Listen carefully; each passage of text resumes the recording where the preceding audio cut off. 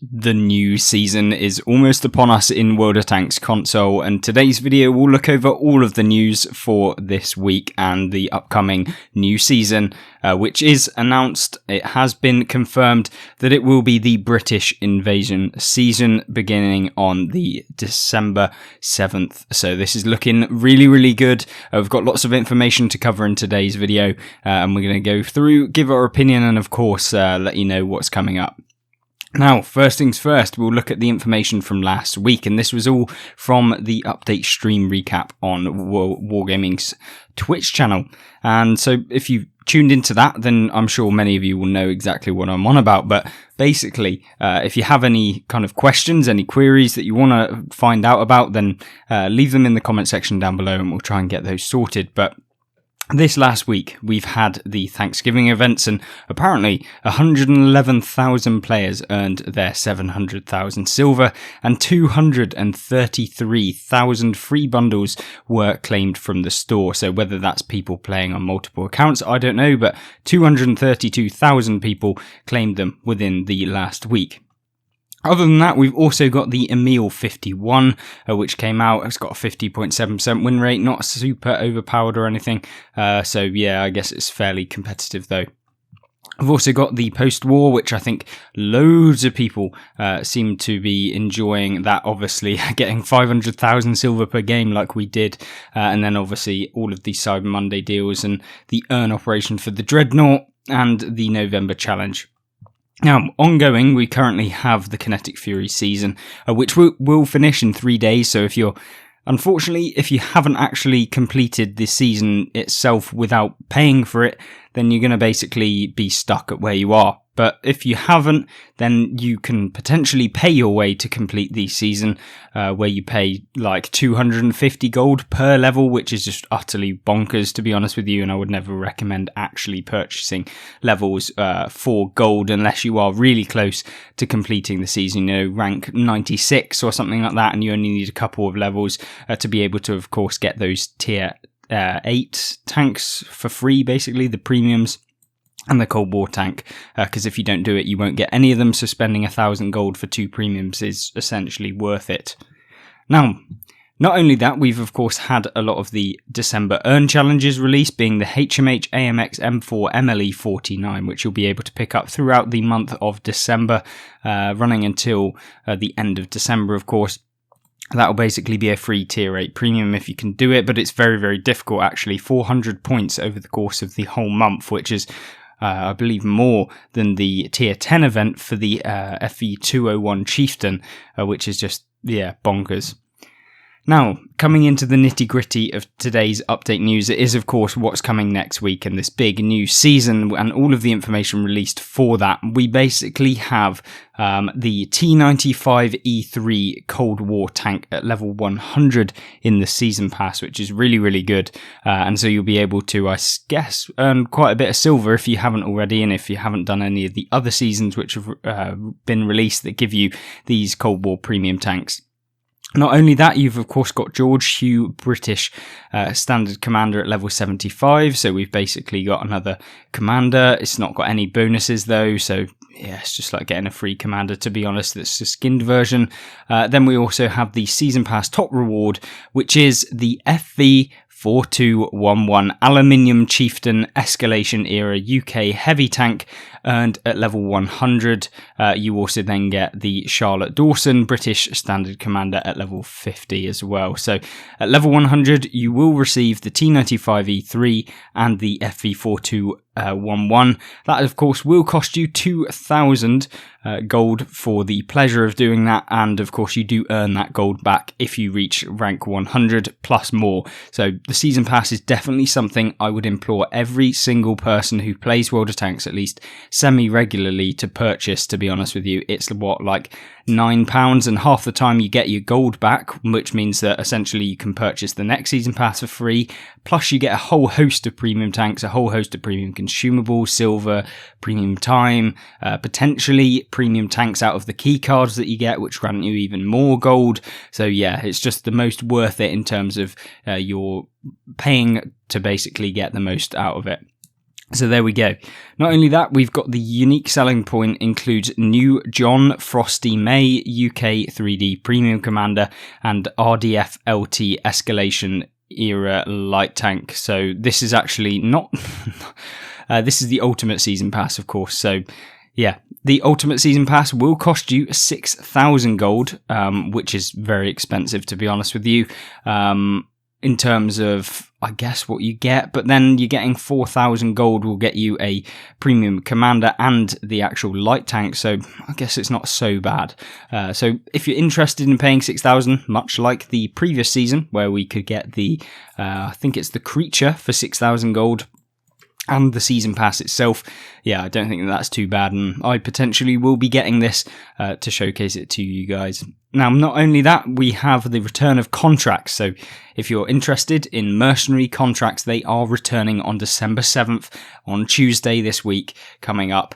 And that will be the Tier 10 Chisel, which is, of course, one of the better Tier 10s that are available. We have the Chisel and the Machine. Unfortunately, the Machine will not be featured within this release of the Mercenary contracts, and that will be later on in January, according to Wargaming Stream last night. So if you do want to pick up the Machine, and you're not that bothered about the Chisel, potentially maybe coming back to World of Tanks to play heavily to complete the Machine contract might be something in your best interest in January. But the Chisel coming out on December 7th on Tuesday is going to be fantastic. I'm going to hopefully get that as done as quickly as possible to showcase it for you guys. I don't actually currently have it, but it is a brilliant Tier 10 medium tank for, of course, the Mercenary tank line. Now, with that, we've also got an updated garage, main menu, post-battle report screen, and Commander's UI and more. So essentially, it's been a big graphics overhaul for the menus and the user interface. So we aren't going to be getting the update to the actual Cold War menu, like in-game HUD, but we will potentially be getting the post-war or the previous, like World War II HUD eventually, but it is on Wargaming's kind of update list. It won't be coming out this update, but essentially, yes, the old kind of menu screen and stuff like that will be coming back potentially in the near future. They haven't given a date to it, so yeah, if you're interested in the old World War II HUD within the game when you're playing the game, and not so much on this modern kind of theme, then yeah, that will be hopefully available to everyone later on next year. So I don't know when that will be, but just letting you know and reiterating that we have talked about that in a previous video.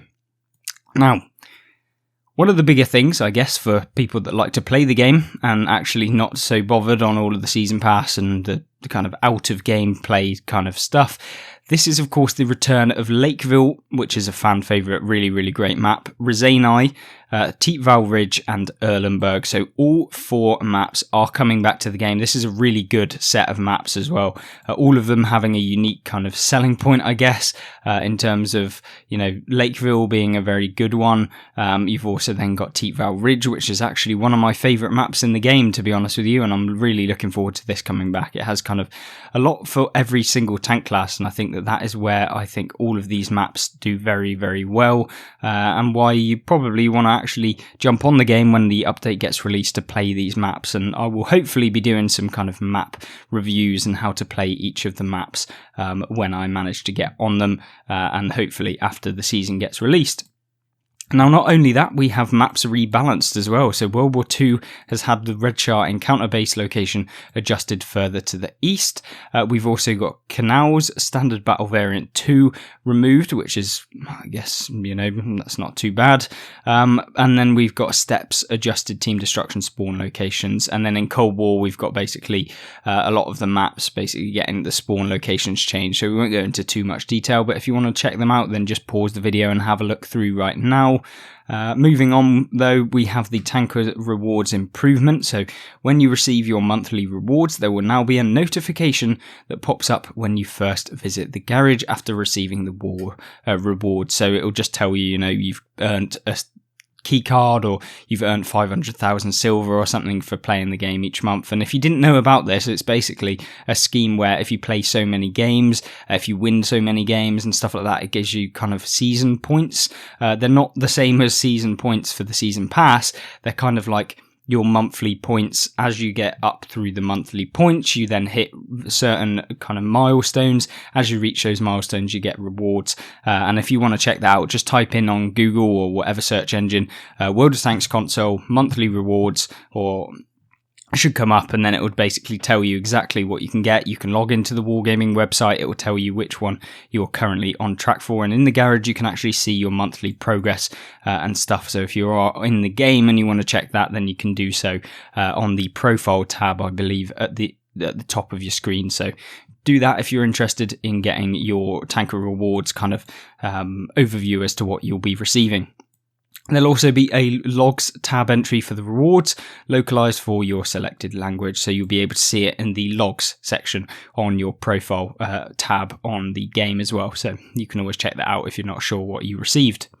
Then we have the next reforged British Tank Destroyer line. So this is a brand new British Tank Destroyer line. Well, not a brand new one. Even it will be a revamped British Tank Destroyer line. So potentially you're looking at the FV215B 183 or alternatively the FV4005, or maybe it is all of them all together. We don't quite know, and I'm looking forward to seeing what they're going to do with this. I think that this could be really, really good, but they did kind of hint at the Death Star being buffed, so yeah, I guess that's looking forward to having a look at what they're going to do with that. Are they going to give it the Hesh pen back to what it previously was? Are they going to improve the alpha damage back to what it was previously? I doubt that will happen, but I guess we'll just have to wait and see what Wargaming's big plans for the British Tank Destroyer line are going to be.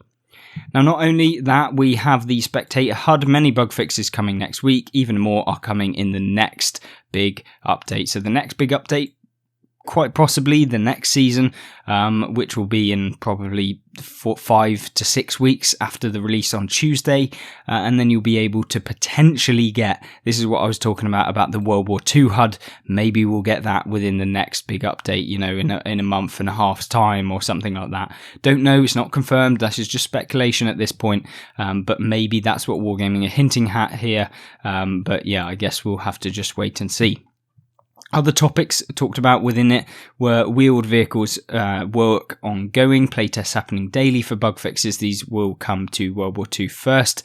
So wheeled vehicles will be in World War II, not Cold War. So for those of you thinking that they would be released on Cold War instead of World War II, unfortunately not. It will be coming to World War II and they're going to be running riot. Hopefully the balancing factor of the wheeled vehicles is not too bad and that they actually come in with a significantly, you know, nerf state to what they did when they first came onto PC.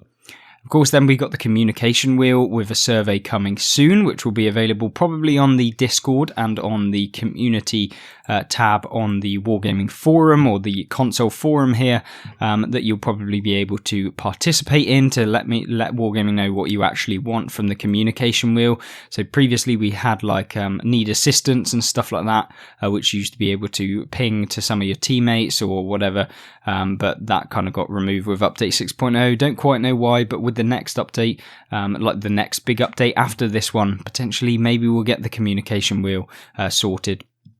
We've also got toy tank mode returning this year during the week of Christmas. So leading up to the week and during the week of Christmas, we will be having the toy tank mode, which is always really good.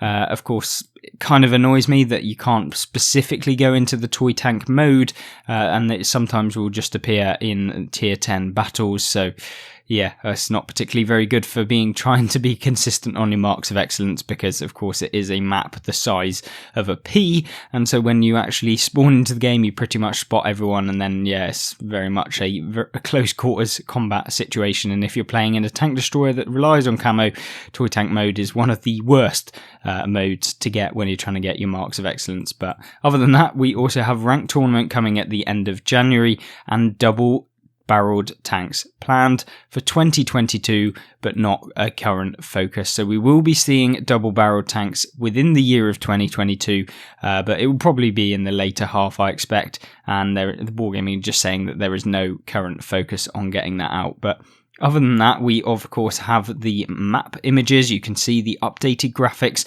for Erlenberg here. We've then got Lakeville, Then Resign Eye and Teepval Ridge, of course, being here. So if you want to check those maps out, maybe just type into YouTube. I'm sure there are plenty of videos back in the day that featured these, as well as if you follow anyone on World of Tanks PC, then you'll be able to check out some of those maps as well. And if you want to check out some World of Tanks PC content, then you will be able to on my second channel that I will be posting semi-regularly. And here you go. Here is the FV211, I believe, and the new kind of, it's basically the same as that tank that got released not that long ago. So there you go. These are the two. The Mauler is basically the unskinned Mauler, I believe, and then of course the new Aluminium Chieftain right here. Other than that, I hope you have a great rest of your day, and if you want to check out any other videos, or if you want to check out some gameplay videos, we've done a lot on the channel and they should be on screen right now. But other than that, hopefully you have a great rest of your day, a great rest of your week, and I hope you'll join me back in the next video. Goodbye.